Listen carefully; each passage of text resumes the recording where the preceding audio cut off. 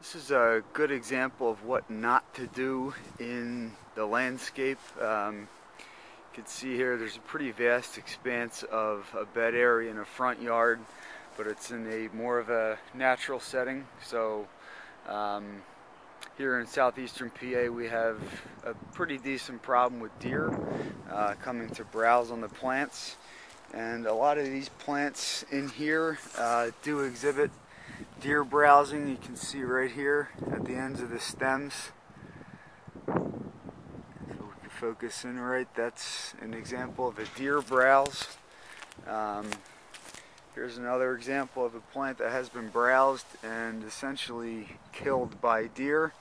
There's 1, 2, 3, almost 4, 5. This is a great example of deer browsing.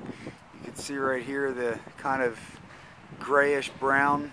It almost looks like a really poorly cut branch, but you can see the kind of the rugged edge of the stems of the plants, and the deer just went to town here.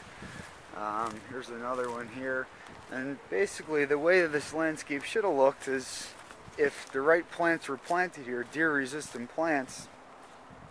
All this should have been real nice and full, and at this point in the season, with the types of plants that were planted here, should have given the client nice color, a little bit more of an intimate feel in terms of privacy and aesthetics. But the types of plants that were selected here just aren't the right plants to use. The other good example here of what not to do is to always take a soil test.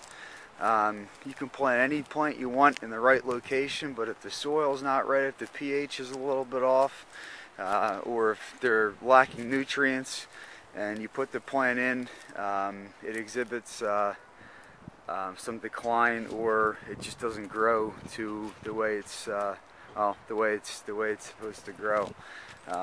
So what we are going to do here at Orser Landscaping is take an inventory of what types of plants that the deer have browsed on, and also take soil samples of different areas on the property, in the beds and in the turf.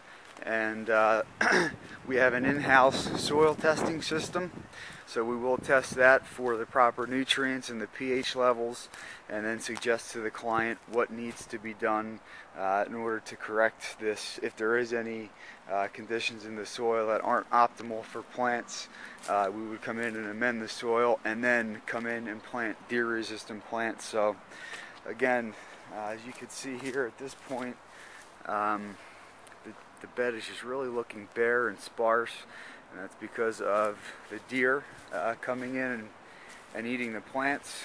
And as well, there might be some soil conditions here that really aren't ideal for the types of plants to be put in here. The other issue is that these big mature looking trees a lot of times suck up the nutrients that these smaller plants need to grow and thrive. So again, proper plant selection.